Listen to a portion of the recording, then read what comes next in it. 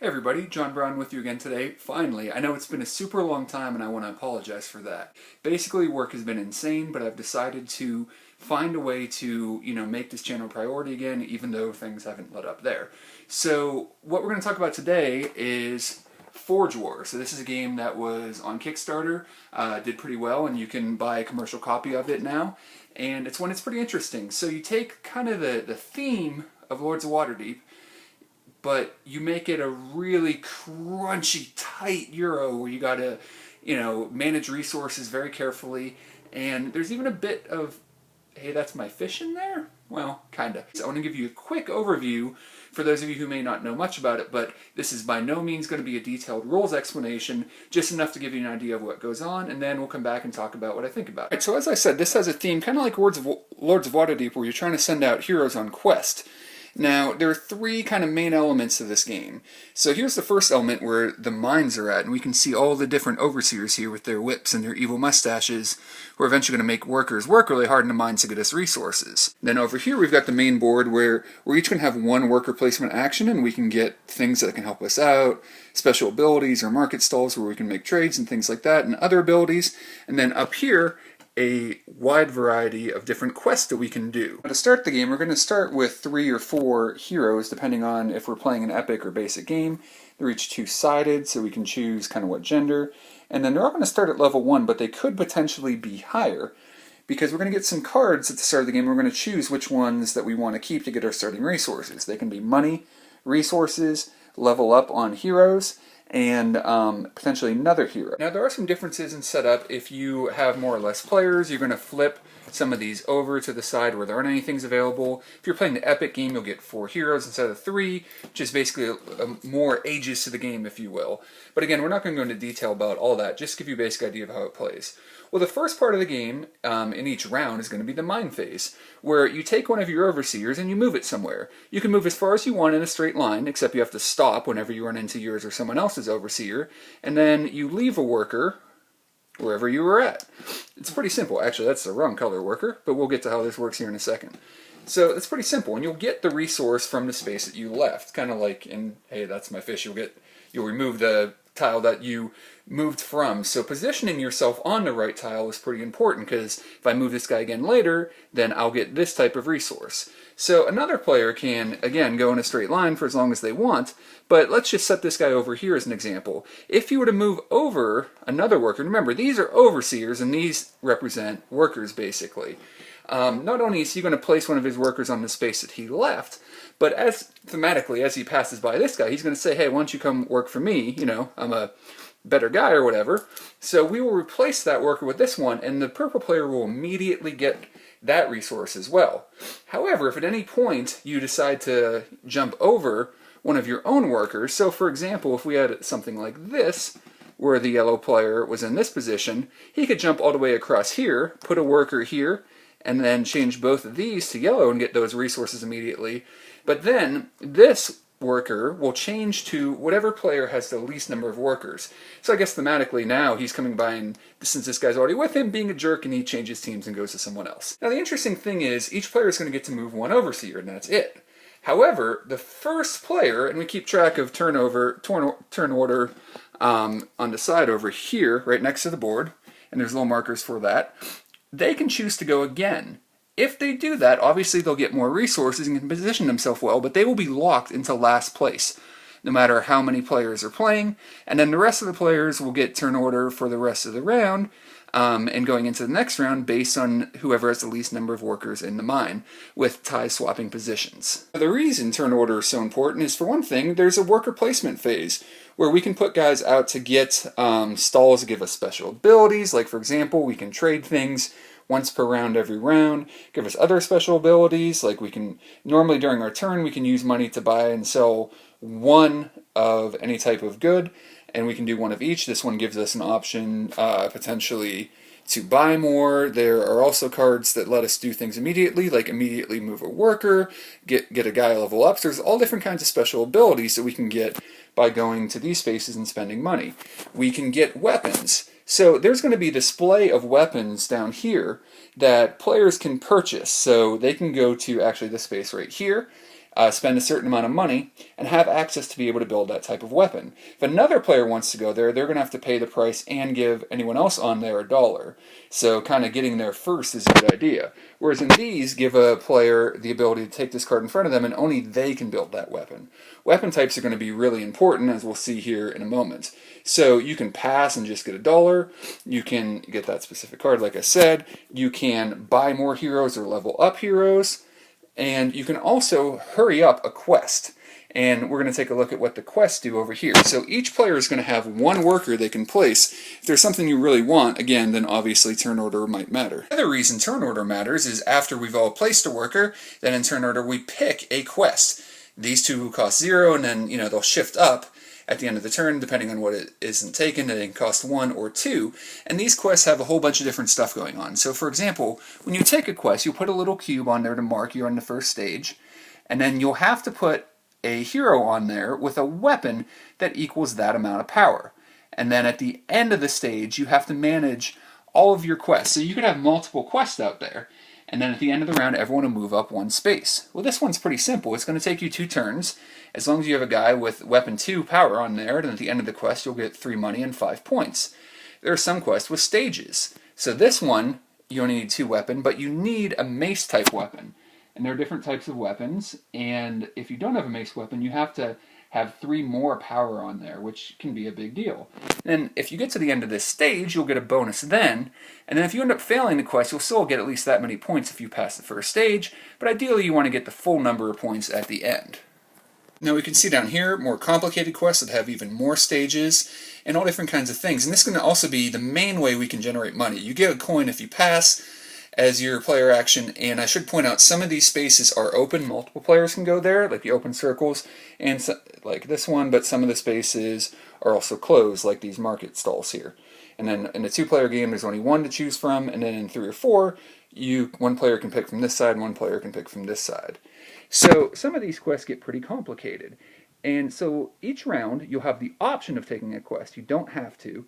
Then you manage the quest by putting guys with different types of weapons and onto these things, and then at the end of it, advancing it. So as long as you can, if you were to get this initially, you only need to put 2 on there to the round you get it. But then the next round, you'll have to put a total of 4 on there, and obviously you're going to want one of the weapons involved with it to be an axe, if you can have multiple heroes on a fight.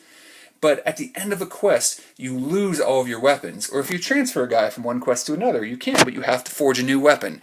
Anytime a guy changes quest, he loses the weapon and all the resources used to make it. This game has a lot of different ways you can play it. You can play just 1 round, and you see that purple 7 there on the side.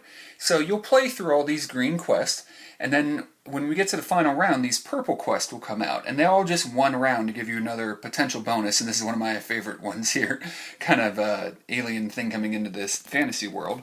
Or you can play a variant where you speed up the game, and you play the 2nd and 3rd round, and you speed up the game by kind of getting some extra resources and drafting some cards, so you start out with a tableau of level 1 cards. Or you can play all 3 rounds. There's a lot of different variants, and basically, 3 kind of ages, not rounds, because each age is going to be 6 rounds. And then, whichever one you end at, you'll have purple cards in this stack to be the final round.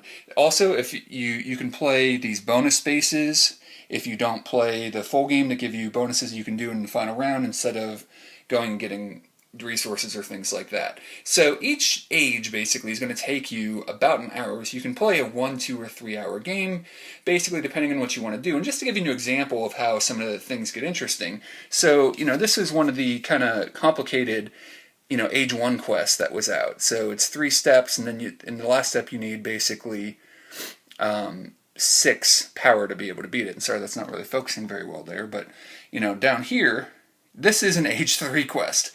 So there are still 3 stages, but you need 20 power and ideally one of your weapons to be, an axe in the final stage in order to beat this one. So the game definitely escalates quite a bit. I'm going to give you an example. Something else that happens is with each age, you replace the mine with a new mine that still has the old resources, but also different resources that you haven't seen yet. So basically here we've got the gray, the red and the green, and then here we see some other resources that eventually come into it. And just comparing like an age 1 weapon to an age 3 weapon, the Omni weapon has 13, or it costs 13 money to buy, or as opposed to this Stinger costs 4. It has 14 power as opposed to 5, and it counts as all 3 weapon types, so that's pretty neat. And then you see all these different cards also have flavor text, which is something I personally like quite a bit. It reminds me a little bit of like Xayah with all the different flavor text and stuff going on. Maybe not as much as that, but it's definitely a little bit that I enjoy. Because I didn't do like a full overview, there's some different tokens in here. Like these you can put out on the board for certain rounds to give certain bonuses. Here's the money. Here's some different resources. There is kind of ore resources and kind of crystalline resources. And then some different markers you can use. Certain weapons like gain power. Now there's one more thing I want to add, that if you're playing longer than one round, you can play this kind of really more interesting kind of epic variant, where once a guy gets to level 4, which is the maximum level you can get, and again we keep track with these little markers down here, he can get a special ability. Each player has one of these one of these special abilities, so they can't have 2 of the same, but they can get bonuses like, you know, having more power with a certain type of weapon. They're always considered to have a certain type of weapon. They help other players get more powerful. All different kinds of special abilities they can get when they get to level 4. So who's going to like this game?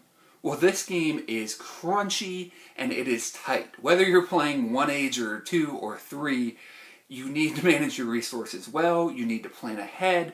It becomes a very heavy game trying to plan out everything. Money is so tight. Everything's so tight. The value you get for selling resources is really low. It's tough. So if you're not looking for something really crunchy, if you're not looking for something that's super tight, then this isn't for you. If, however, you like that theme of, you know, sending guys out on quests like in Waterdeep, but feel like you want something that has more oomph to it, more meat to it, then this is a game that I can recommend. Now, I have maybe some issues with it. I mean, it can be long, and you are kind of doing the same thing over and over again. I am personally okay with that. I feel like I love escalation in games. I know one of the first reviews I did was Francis Drake, and I said I don't like how things carry over from round to round, and people were like, well, there's a reason for that, it's different years. I get it. I don't have an issue with games that don't do that. But I personally like games that have a sense of escalation, and you saw even from the cards, this game definitely does. And, you know, I like, you know, choosing different starting resources and that, but it's so tight. it's so difficult to do well. Which, you know, if you find rewarding, great. If you don't, stay away. And playing 1 round of the game, it can be a pretty quick game. Now, the first time you play it's going to be a little longer, but you could get it in an hour. But you're not getting that escalation. And my issue with the shorter game, like skipping the first round and playing the second and third to get that escalation, is that is a super hard way to teach new players, because you get more resources and you draft cards, but players don't know which cards are good. I think next time I play the game, I might just play the first 2 rounds, so still only a 2-round game. You get some escalation, but without having to do that drafting. Then if there's eventually people who've played it before in a group, we might try the drafting thing. Oh, and one last cool thing, too, is I really like the theme of some of the quest. If you pay attention to what you use on it and what goes on, and some of the weapons. Like there's a weapon that starts off really strong but gets weaker as you go. That's a bow, because you're using the bow and it's getting weaker, or weapons that get stronger, or stuff like that. So interesting little touches like that are things that I personally enjoy. And something else neat that happens that I forgot to mention, if you get 5 of your own workers all next to each other, they'll go and strike and leave, which is actually fantastic because it helps move you up the turn order track, and other players then can't jump your workers in order to get more resources. So overall, if you like tight, crunchy, kind of economic resource management games, this is a game that has a few different elements to it, between the mind, the 1 worker placement, and then the managing the resources, and I kind of highly recommend it. This game actually isn't too terrible with AP, because there's only 1 worker placement, and everyone can kind of manage their quest at the same time. So there isn't a lot of downtime despite it being a long game, which is a positive.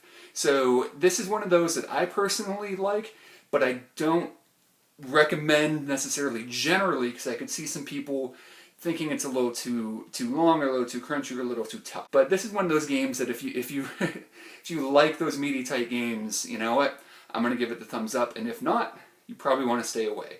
So that's Forge War, and again, I should hopefully be getting back to you real soon. Thanks a lot, guys, and we'll talk to you later. Bye.